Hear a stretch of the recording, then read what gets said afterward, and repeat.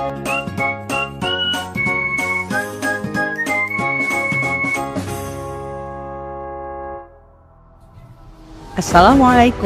warahmatullahi wabarakatuh. Saya Syafie Triliani, calon guru penggerak Angkatan 8 Kabupaten Oku Selatan. Video kali ini adalah tugas demonstrasi kontekstual modul 3.1. Pengambilan keputusan berbasis nilai-nilai kebajikan sebagai pemimpin. Dengan tema wawancara kepala sekolah. Adapun tujuan pembelajaran khusus dari demonstrasi kontekstual kali ini yaitu calon guru penggerak dapat melakukan suatu analisis atas penerapan proses pengambilan keputusan berdasarkan pengetahuan yang telah dipelajarinya tentang berbagai paradigma, prinsip, pengambilan dan pengujian keputusan di sekolah asal masing-masing dan di sekolah atau lingkungan lain. Berikut adalah wawancara dengan kepala sekolah di lingkungan sekitar sekolah, yaitu Bapak Agus Irfanuddin MPD, Kepala Sekolah Dasar Swasta Rembang Jaya, Kecamatan BTR, Lanau Tengah. Assalamualaikum Pak Agus. Waalaikumsalam. Selamat pagi. Pagi Bu. Pertama saya ucapkan terima kasih karena Bapak sudah mau meluangkan waktu untuk wawancara dengan saya. Saya perkenalkan bahwa saya adalah salah satu calon guru penggerak Angkatan 8 dari Kabupaten Oku Selatan. Jadi kami mendapatkan tugas untuk mewawancarai kepala sekolah dalam masalah pengambilan keputusan berbasis nilai-nilai kebajikan sebagai pemimpin. Nah, saya memilih Pak Agus sebagai salah satu kepala sekolah di sebuah SD di daerah Oku Selatan ini. Baik Pak Agus ya, kita mulai bisa? Bisa. Ya. Baik, selama ini nih dalam menghadapi kasus-kasus dilema etika dan rujukan moral gitu ya. Bagaimana cara Bapak mengidentifikasi mana sih yang kasus dilema etika dan rujukan moral gitu? Baik, Ibu Syafie Triliani Bu ya, dari SMPN 2 Waruparano Selatan. Pertama saya mengucapkan selamat dan sukses kepada Ibu Syafie Triliani yang saat ini sedang mengikuti program guru penggerak Bu ya. Semoga berhasil, semoga sukses, dan semoga menjadi guru teladan sebagaimana diharapkan oleh nusa dan bangsa. Baik Bu, saya akan menjawab pertanyaan yang menjadi kuesioner dari Ibu tadi. Kalau tidak salah, bagaimana cara mengidentifikasi kasus yang merupakan dilema etika atau rujukan moral? Ya, baik. Dalam kehidupan sosial, apalagi di dalam kehidupan berorganisasi, di situ terdapat orang banyak. Tentunya kita pasti akan menemukan banyak dinamika. Dinamika itulah yang menjadikan kita, saya khususnya sebagai pemimpin ya, belajar bagaimana menyikapi dan menyelesaikan masalah-masalah yang ada. Jika pertanyaan bagaimana cara kita mengidentifikasi permasalahan-permasalahan yang ada, dan kemudian pasti setelah identifikasi pasti kita selesaikan masalah, mencari problem solving ya. Ya, baik. Itu yang masalah dilema Bu ya. Ya. Pertama adalah kita pelajari dulu titik permasalahannya apa, kita pahami dulu isu yang berkembang itu apa. Contoh saya, kepala sekolah di SD Rembang Jaya. Jika saya mendengar isu ataupun permasalahan-permasalahan di internal guru misalkan ya, dan kemudian ada lagi permasalahan di internal komite. Nah, ini suatu problem atau dilema permasalahan yang bersamaan, dan mana yang harus kita dahulukan seperti itu. Pertama adalah kita pelajari dulu. Kita langsung terjun ke bawah, dalam artian adalah orang-orang yang bermasalah tadi. Kita temuin dewan guru yang bermasalah tadi yang mana. Kita temuin si A, kita temui si B. Permasalahan apa yang terjadi dalam itu. Dan sebagai pertimbangan untuk menjadi rujukan kita mengambil keputusan, tidak salah kita tanya si C, kita tanya si D, atau bila perlu kita cari sumber-sumber di lingkungan sekolah, barangkali ada ibu-ibu yang jualan kantin barangkali melihat apa sebagai rujukan-rujukan.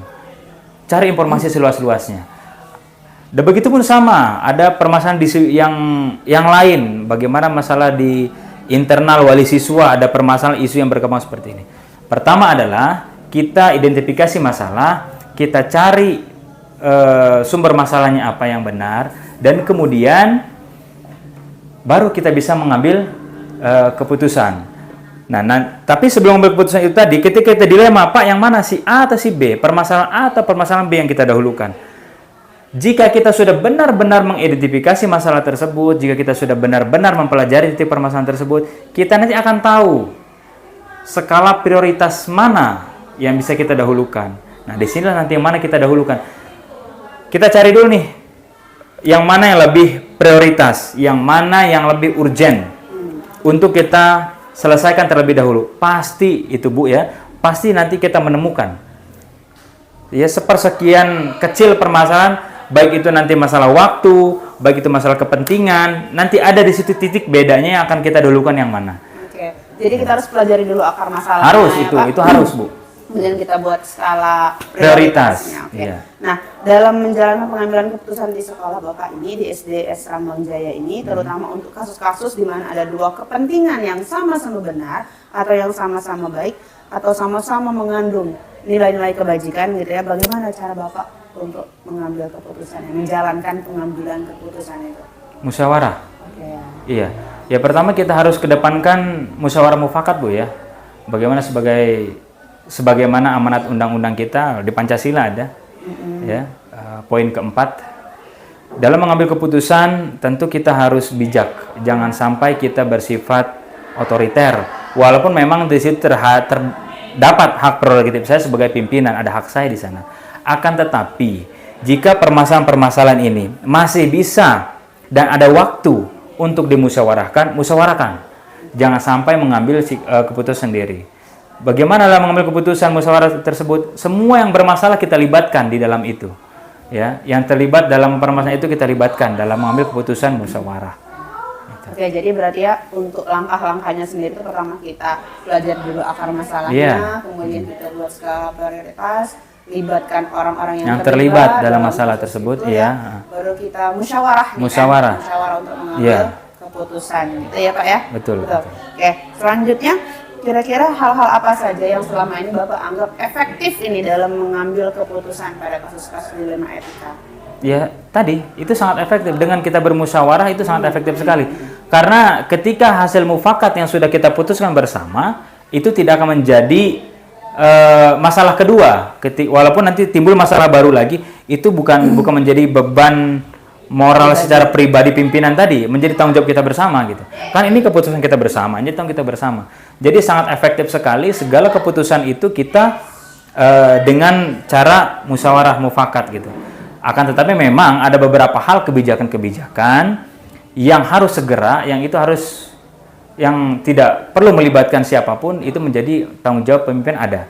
Dan itu biasanya karena waktu atau karena memang desakan dari atasan gitu kan, kita tidak bisa untuk mengulur-ngulur waktu, sedangkan kita butuh keputusan pada saat itu juga. Itu berarti kita lihat kasusnya ya. Iya. Akan efektif kalau memang kasusnya bisa diselesaikan dalam kurun waktu beberapa waktu, kita ambil secara musyawarah mufakat, libatkan orang-orang. Kemudian ada juga kasus-kasus yang memang kita sudah tahu nih harus sesuai peraturan, sudah ada atasan yang cukup harus membuat kita mengambil saat itu juga, ya kita ambil ya. Nah, tapi tidak, jangan salah.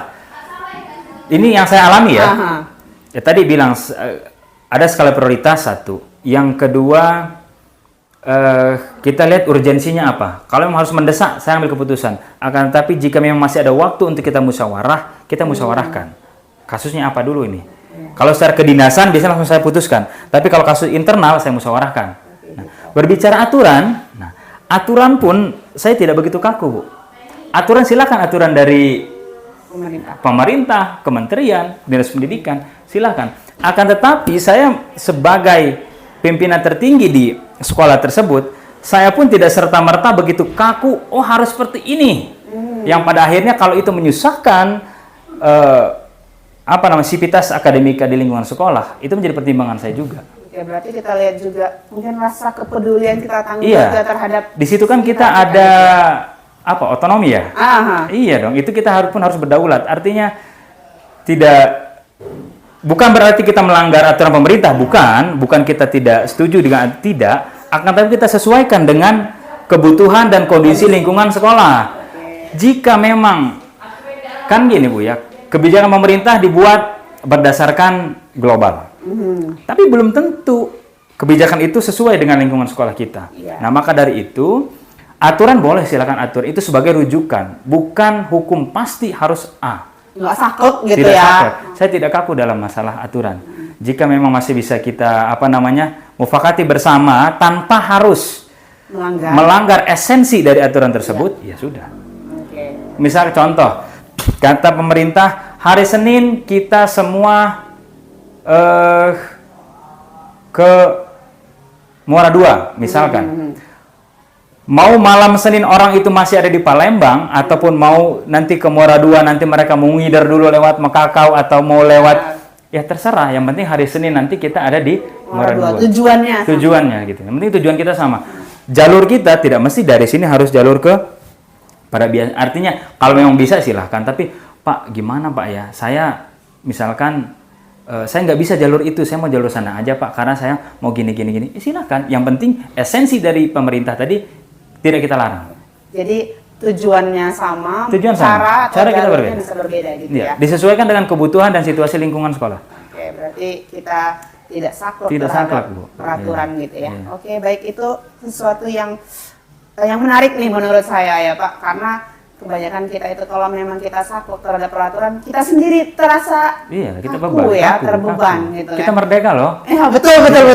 Merdeka loh. Iya, betul sekali. Nah, ini Pak, jadi kira-kira menurut Bapak selama ini yang rasa-rasa kayak ada tantangan nggak sih dalam pengambilan keputusan ini? Apa kira-kira yang menjadi tantangan? Tidak ada ya? Tidak ada ya? Tidak ada. Dalam mengambil keputusan itu tidak ada yang menantang bagi saya. Karena apa? Semua kita sepakati bersama, semua sudah kita timbang-timbang semua pokok permasalahannya. Jadi tidak ada tantangan dalam mengambil keputusan. Apapun itu saya belum pernah menemukan, karena justru sesuatu hal yang menarik. Oke, justru itu jadi sesuatu hal yang menarik ya dalam mengambil keputusan ya. Dalam mengambil keputusan tidak ada hal yang apa tadi menantang Bu ya? Tidak ada yang menantang, tidak ada yang menegangkan, tidak ada. Ya karena kebijakan kita ambil adalah berdasarkan hasil mufakat bersama. Dengan kepala dingin ya Pak. Dengan kepala dingin. Itu menarik sekali. Oke, selama ini ada nggak kira-kira jadwal atau tata kala gitu ya yang membuat kita harus menyelesaikan kasus itu? Apakah langsung kita selesaikan di tempat atau kita bikin jadwal dulu nih untuk menyelesaikan itu? Bikin jadwal tidak Bu ya, karena tadi kan setelah kita identifikasi masalah dan kemudian kita tahu skala prioritas dan urgensinya gitu loh. Pertama kita pelajari dulu akan masalahnya apa. Kalau sudah ketemu bahan yang harus kita selesaikan, ya sudah secepat mungkin itu kita selesaikan. Jangan diulur. Misalkan saya dengar hari ini, Pak Agus ada masalah gini. Oh ya nanti ya, tunggu minggu depan. Tidak, itu sangat tidak efektif dan sangat tidak baik. Ya tidak baik. Ya bagaimana kalau misalkan api itu terus merembet dan akhirnya kebakaran kan? Tidak baik sekali. Jadi kalau kita sebenarnya Pak Agus ada masalah gini. Oh iya, segera kita sikapi, segera kita tanggapi, kita pelajari di mana akal tak. Sudah ketemu nih, rapatkan, kumpulkan semua orang bermasalah tadi. Segera ambil keputusan. Gitu. Segera ambil keputusan bukan berarti mengambil keputusan dengan gegabah ya Pak? Tidak, tadi kan sudah kita pelajari dulu. Sudah kita pelajari dulu. Dan ini segera dalam artian entah kita ngumpulin bahan tadi 1 hari, 2 hari, seminggu, kita tidak tahu. Ketika sudah benar-benar ini matang, permasalahannya apa, segera kumpulkan, ambil keputusan. Oke. Baik, adakah seseorang atau faktor-faktor apa yang selama ini mempermudah atau membantu Bapak dalam mengambil keputusan dalam kasus-kasus di dalam etika seperti ini? Kalau seseorang tidak ada, tapi seluruh orang kayak, jadi dalam mengambil keputusan, alhamdulillah saya merasakan seluruh kawan-kawan, rekan-rekan dewan guru, staf, dan bahkan komite dan seluruh wali siswa, ya kita sangat enjoy dan saling mendukung dalam mengambil keputusan. Ya karena ini sudah menjadi budaya saya dalam mengambil keputusan, tidak pernah saya serta-merta secara otoriter ataupun secara saya ambil keputusan sendiri, tidak pernah. Jika itu masih bisa dimusyawarahkan, saya musyawarahkan. Walaupun cuma hanya sekedar lewat WA. Bagaimana Bapak Ibu Guru gini. Sebenarnya saya bisa nih, tanpa saya melakukan mereka, saya bisa sebenarnya. Cuma saya menghargai mereka terlibat di dalam lingkungan sekolah. Ya walaupun cuma basa-basi ya, biar mereka merasa dihargai. Betul. Iya. Merasa memiliki jadi Pak. Iya, sense of belonging-nya mereka ada. Okay. Artinya, mau contoh gini, ada instruksi A, B, C, gini. Saya udah ada jawaban nih. Saya lemparkan dulu kepada guru. Guru gimana kalau gini. Kalau memang mereka sudah sepakat, ya udah oke. Jadi seolah-olah itu keputusan mereka. Padahal saya juga sama. Ya, itu secara mental, secara psikologis mereka bertanggung jawab. Atau kedua, gimana Pak kalau ternyata argumen mereka berbeda? Disitulah kita ngasih pandangan. Di situ kita ngasih pendidikan kepada mereka. Karena mungkin ada beberapa pandangan-pandangan mereka ketahui. Gitu. Di situ kita ngasih pandangan-pandangan pada mereka. Oke, betul sekali. Menarik sekali nih Pak. Ini terakhir nih, dari semua hal yang Bapak sampaikan tadi, pembelajaran apa nih yang bisa Bapak petik dari pengalaman-pengalaman Bapak dalam mengambil keputusan? Pelajaran yang perlu kita ambil dalam mengambil keputusan.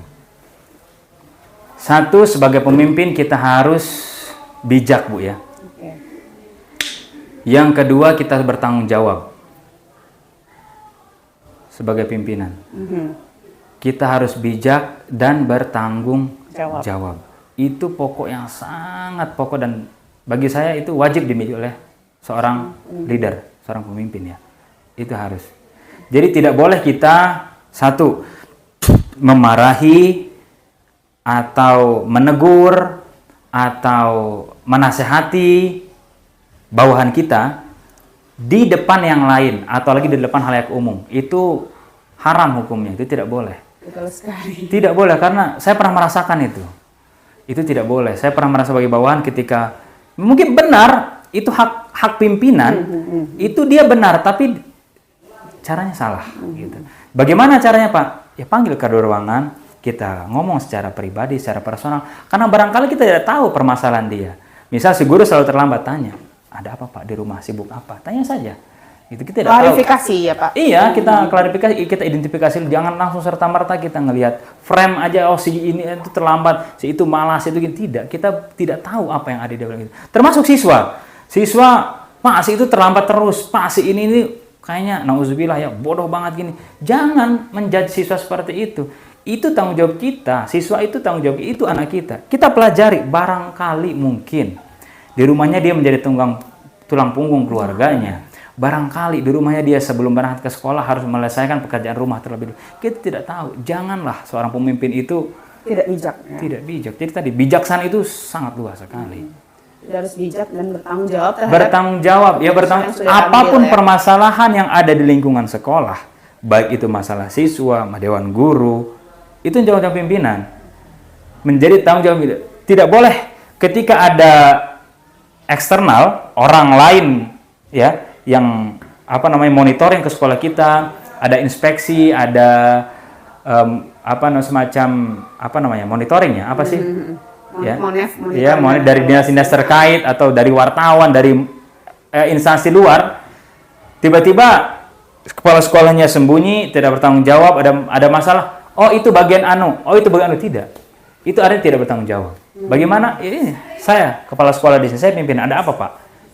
Misalkan si ini tadi menyampaikan suatu hal yang baik, positif, ya kita terima. Oh iya Pak, terima kasih, itu kelalaian saya tidak tahu sebelumnya, karena Bapak tahu, ini jadi tanggung jawab saya bertanggung jawab.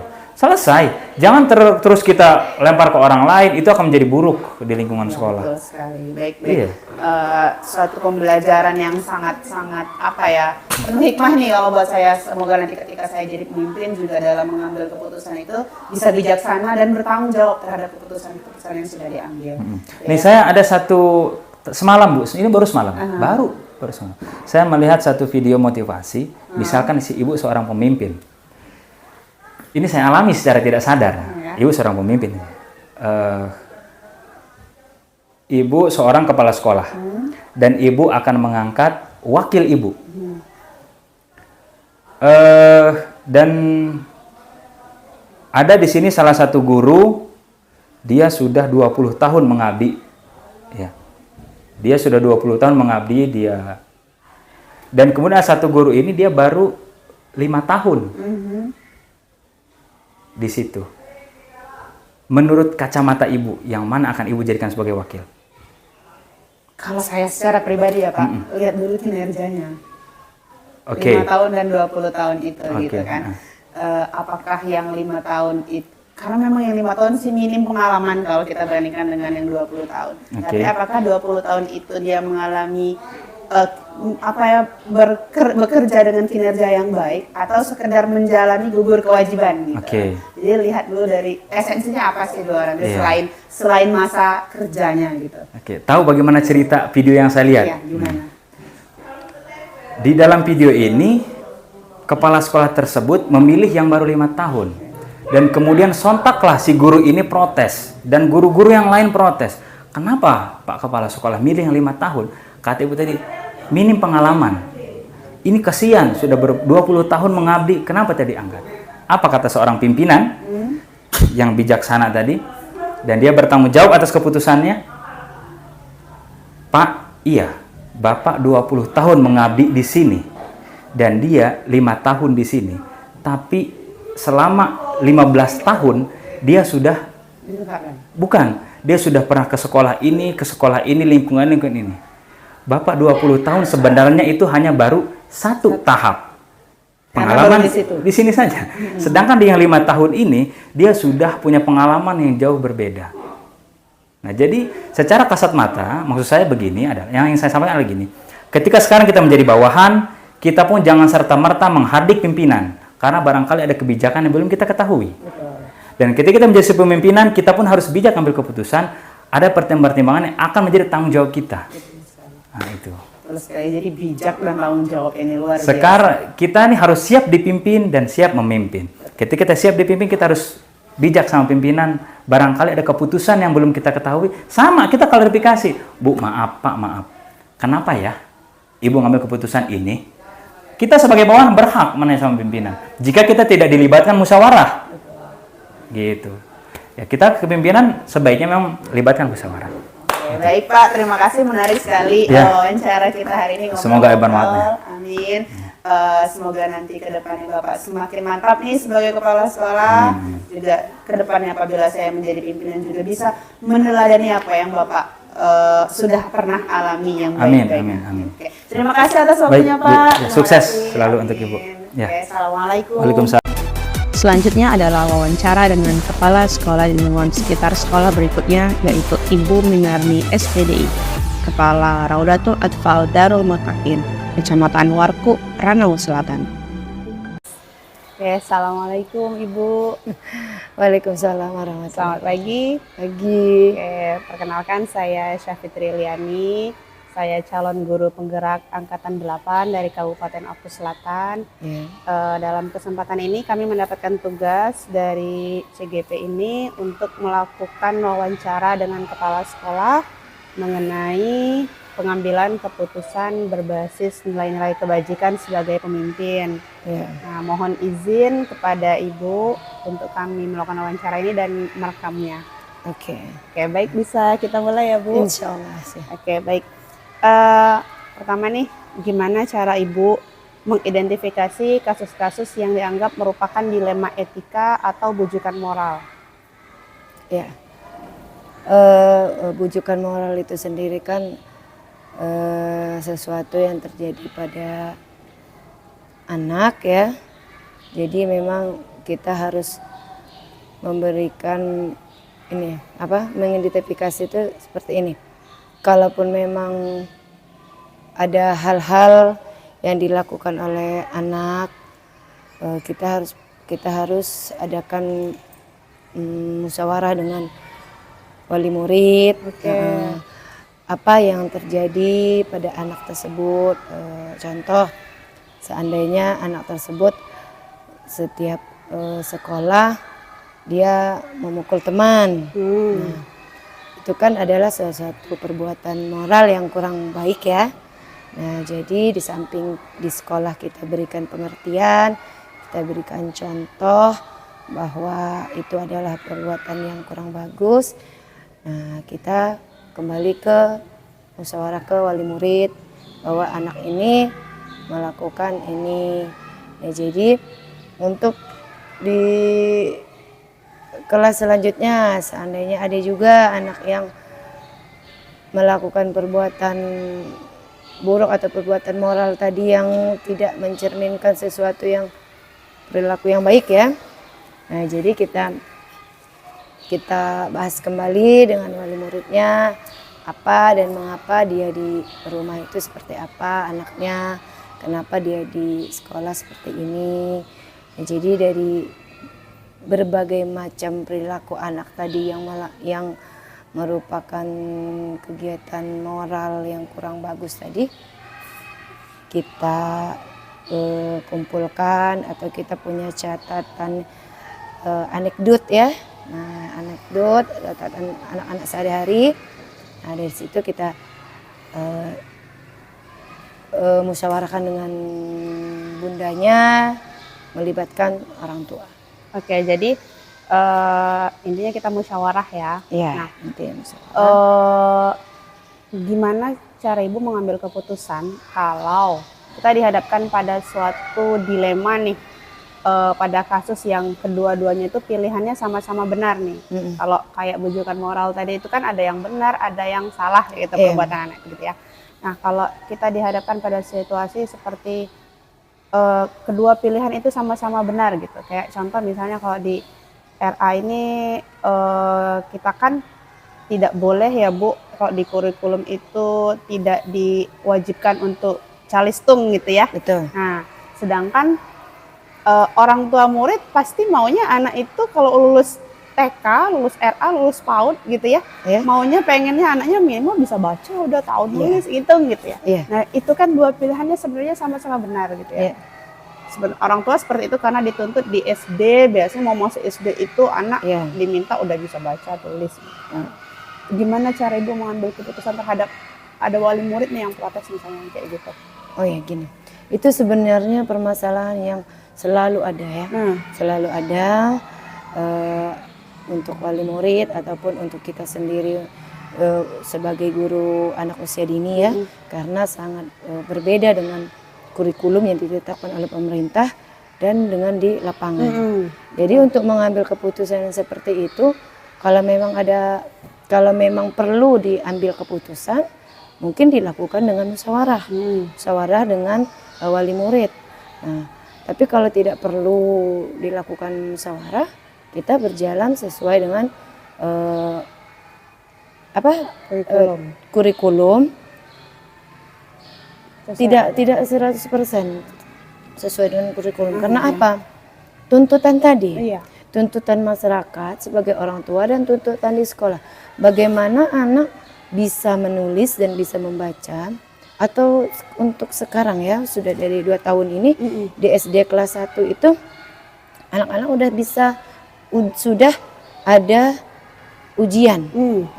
Mereka harus menyelesaikan soal esai dan soal pilihan ganda. Iya, betul. Bagaimana mereka menyelesaikan soal-soal tersebut kalau seandainya di TK-nya tidak diajarkan calistung tadi? Sementara bukan hanya di desa, di kota pun untuk bimbel-bimbel calistung itu sudah ada dari usia anak 2 tahun, 2 tahun setengah. Betul sekali, banyak banget itu Bu. Banyak. Dan itu memang sudah target-targetnya orang tua mencari sekolah pun mereka harus cari mana nih yang bisa menghasilkan output yang sesuai dengan keinginan mereka.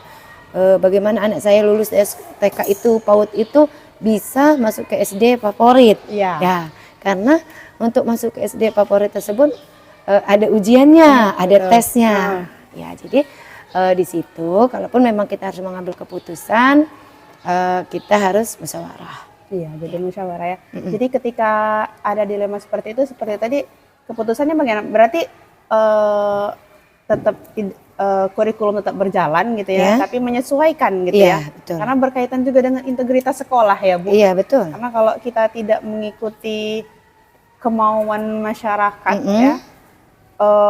ya kita yang ketinggalan ya. Betul. Kita ditinggalkan sementara kita butuh gitu ya, butuh anak-anak juga untuk sekolah di sekolah kita gitu ya. Oke,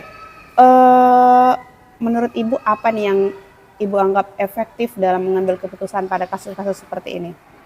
kasus-kasus yang masalah kurikulum tadi Iya, ya, atau seperti itu. oh ya, keputusannya itu kembali yang seperti tadi bahwa kita melakukan kurikulum ya, menjalankan kurikulum yang ada. Tapi kalaupun seandainya kita tidak ada hal yang tidak dijalankan sesuai kurikulum, itu berdasarkan kesepakatan dengan wali murid dan tidak ada unsur pemaksaan. Contoh untuk PR ya, kalau PR itu baik dimanapun ya, sekolah manapun selalu ada PR. Nah, dengan catatan kita sebagai pihak sekolah, bundanya tetap memberikan PR walaupun di kurikulum ataupun peraturan pemerintah itu tidak boleh diberikan PR segala macam. Cuman kita menghimbau kepada wali murid jangan ada unsur paksaan di rumah atau kekerasan di rumah. Kalaupun mereka anak mau mengerjakan silakan, kalaupun tidak apa-apa. Yang perlu hanya diingatkan saja. Oke, berarti tidak dipaksakan Ya. ya, Bu. Jadi efektif apabila kita sesuai dengan kurikulum, tapi juga kita ada hal-hal yang perlu kita sepakati dengan orang tua dan guru-guru gitu ya. Iya, agar tidak ada hal-hal yang tidak diinginkan untuk kedepannya ataupun di saat pelaksanaan kurikulum tersebut. Oke. Nah, hal-hal apa aja yang selama ini merupakan tantangan nih dalam mengambil keputusan? Ada nggak sih tantangannya? Kalau karena kita di desa ya, jadi wali murid ini nggak terlalu banyak protes yang bagaimana, hanya mengikuti peraturan yang sudah menjadi peraturan di sekolah saja. Jadi kalaupun ada tantangan yang memang kalau untuk kasus yang tadi, kenapa kok di sini calistung, padahal ininya nggak ada calistung. Itu di sini semua masyarakat sudah tahu kok bahwa nggak bisa kalau di sekolah hanya dikenalkan simbol-simbol saja, tidak ada proses belajar mengajar atau menulis saja, nggak hanya nyanyi-nyanyi bermain-main, tidak bisa ya. Tidak bisa kalau sepenuhnya seperti itu. Jadi tantangan sendiri sebenarnya adalah dengan bagaimana pemerintah membuat aturan ya. ya. Sebenarnya lebih kepada pemerintah tantangannya. Kenapa pemerintah melarang anak-anak usia dini itu tidak boleh dikenalkan calistung ini? Sementara di kurikulum di SD mereka, kenapa sudah ada ujian? Ya, anak yang sudah bisa mengenal dan membaca huruf saja belum tentu bisa mencerna soal yang diberikan. Betul. Ya. Ya, jadi balik ke situ ya. Peraturan kita lihat, pemerintah kembali. Tujuan di SD sudah seperti itu, kita lihat sementara di TK belum apa-apa gitu kalau kita tidak mengikuti alur seperti itu. Iya, bahkan banyak di anak-anak yang sudah SD mereka tetap ikut les calistung. Oh, jadi di sini ada les calistung ada, juga. tapi bukan di TK, maksudnya di pribadi di gitu. Kota Batu. Oke, ada iya, yang iya. buka les calistung untuk anak-anak. Oke. Ada nggak sih Bu, kalau misalnya menghadapi kasus seperti itu, bikin jadwal untuk menyelesaikan kasusnya atau langsung kita selesaikan di tempat? Oh, lihat dari bentuk kasusnya dulu. Kalau memang kasusnya perlu kita ditentukan jadwal, dipanggil ke sekolah, ya kita adakan, kita beri pengertian, kita perjelas apa yang menjadi masalahnya. Tapi kalau seandainya hanya bisa diselesaikan hari itu juga bundanya yang menyampaikan ke anaknya saja, bisa ya Bu, cukup ya. Jadi tergantung kasusnya dulu dari seperti kasusnya. apa. Ada nggak sih seseorang atau faktor-faktor yang mempermudah atau membantu Ibu selama ini dalam mengambil keputusan? Apa ya? Mungkin pengertian dari ketua yayasannya, pengurus yayasan yang memberikan kepercayaan kepada kita, kepada bunda-bundanya ataupun saya sebagai pemimpin di sini untuk melepaskan, istilahnya memberikan sepenuhnya kewenangan mengatur semuanya untuk urusan sekolah, anak murid, bunda-bundanya, keuangannya, semuanya, seperti hanya mereka hanya sebagai jembatan. Jadi tidak merasa kayak tidak merasa dikekang ya Bu, tidak merasa ditekan gitu ya. Jadi diberikan benar-benar diberikan kebebasan, kepercayaan. Nah, dari semua hal yang udah kita omongin ini ya, pembelajaran apa yang kira-kira bisa Ibu petik nih dari pengalaman Ibu selama ini kalau mengambil keputusan?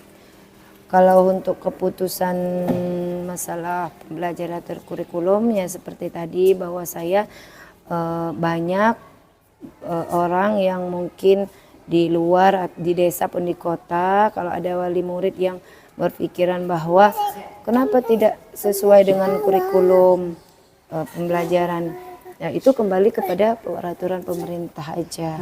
Nah kenapa seperti itu, kenapa tidak berjalan sesuai dengan apa yang ada di lapangan pengalamannya. Jadi kita sebagai guru sebenarnya harus betul-betul, apalagi sebagai pemimpin ya Bu, betul-betul mengatur bagaimana kita tetap sesuai kurikulum, tapi juga kita memenuhi keinginan masyarakat gitu ya. Betul. Oke. Baik Ibu, kayaknya cukup sampai di sini aja. Oke, terima kasih banyak hari ini sudah mau meluangkan waktu untuk wawancara mengenai hari ini. Semoga kedepannya semakin mantap nih jadi pemimpin di sekolah gitu ya. Terima Doakan kasih, kami amin. seandainya jadi pemimpin juga bisa meniru nih bagaimana cara-caranya, diantaranya bagaimana itu mengambil keputusan. Ibu terima kasih. Sama-sama. Assalamualaikum. Berikut adalah analisis hasil wawancara dengan kedua pimpinan sekolah tersebut dan refleksi saya sebagai calon guru penggerak. Setelah saya melakukan wawancara dengan 2 orang kepala sekolah, yaitu Kepala Sekolah SDS Rembang Jaya Kecamatan BPR Ranau Tengah Kabupaten Oku Selatan dan Kepala Sekolah Raudatul Atfal Darul Mutakin Kota Batu Kecamatan Warku Ranau Selatan, saya akan menganalisis hasil wawancara tersebut. Ada beberapa hal menarik yang muncul dari wawancara yang sudah saya lakukan dengan kedua pimpinan sekolah tersebut. Yang pertama, saya melihat hadirnya banyak sekali pemikiran dalam musyawarah untuk mencapai mufakat bersama dengan guru-guru. Mengapa menarik? Hal ini karena suatu tantangan untuk merangkum dan mempertimbangkan banyak pemikiran yang hadir tersebut, sehingga kepala sekolah sebagai pemimpin di sekolah tersebut tetap harus mengambil keputusan dari berbagai pertimbangan-pertimbangan yang hadir. Yang kedua, setiap sekolah tentu punya problematika masing-masing dan setiap sekolah juga mempunyai cara-cara tersendiri untuk menyelesaikan kasus-kasus tersebut. Berikutnya, ada pertanyaan yang masih mengganjal bila dibandingkan dengan hal-hal yang sudah saya pelajari di modul 3.1 ini, seperti mengenai 4 paradigma, 3 prinsip, dan 9 langkah pengujian. Pertanyaan tersebut yaitu, apakah dalam setiap kasus dilema etika harus menerapkan 4 paradigma tersebut, 3 prinsip, dan 9 langkah pengujian. Berdasarkan apa yang sudah saya wawancara dengan kedua kepala sekolah, saya dapatkan dari sini bahwa dalam setiap pengambilan keputusan kasus dilema etika tidak selalu menerapkan 9 langkah pengujian karena beberapa hal. Namun dari 9 langkah tersebut ada beberapa langkah yang tetap dipertimbangkan.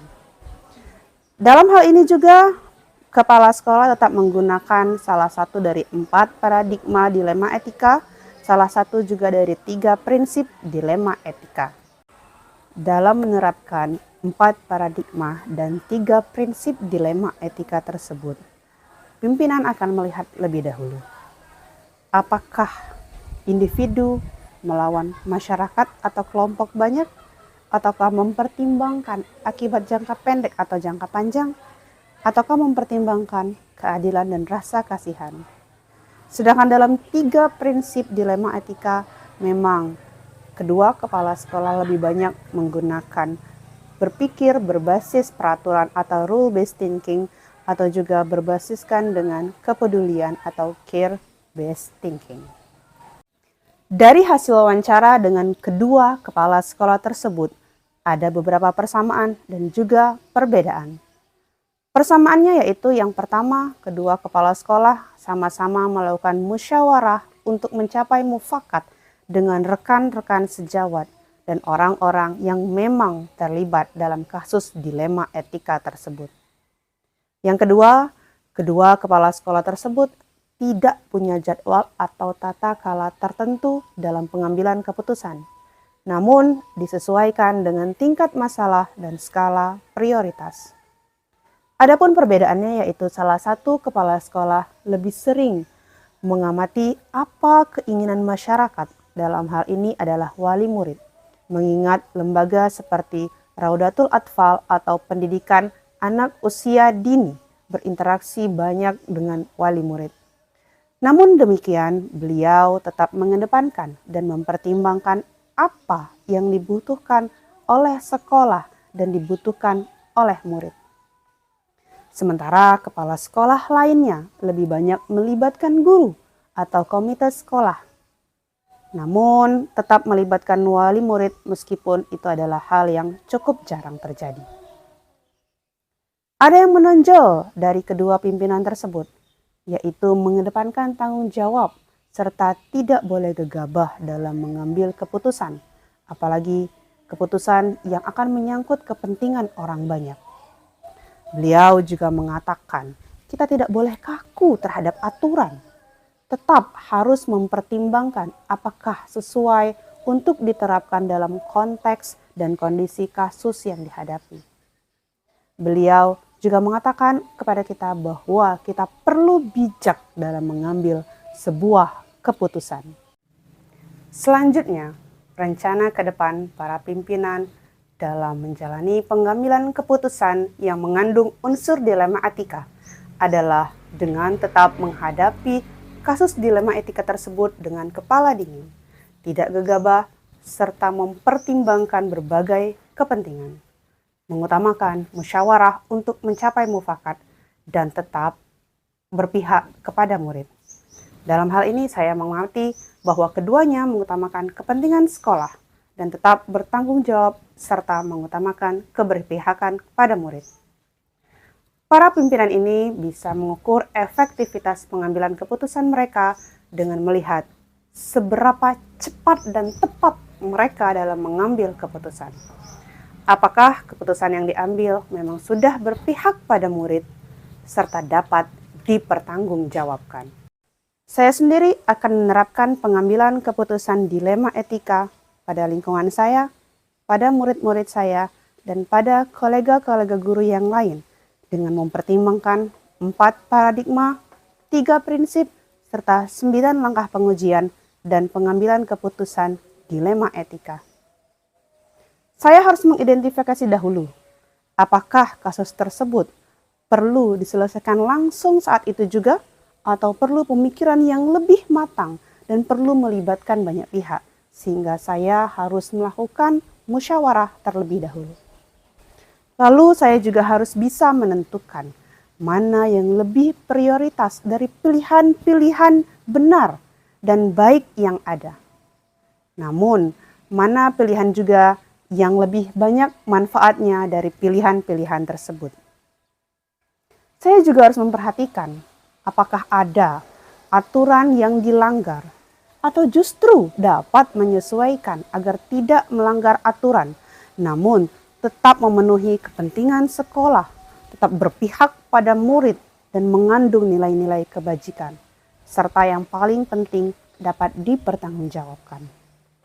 Selanjutnya saya akan mulai menerapkannya segera mungkin saat menghadapi kasus dilema etika di lingkungan sekolah, terutama yang berkaitan dengan peran saya sebagai guru, juga sebagai wakil kepala sekolah bidang kurikulum. Demikianlah analisis dari wawancara terhadap kedua pimpinan sekolah tersebut dan juga refleksi dari saya sendiri. Terima kasih. Demikianlah wawancara dan analisis serta refleksi dari saya. Terima kasih. Salam guru penggerak. Tergerak, bergerak, menggerak.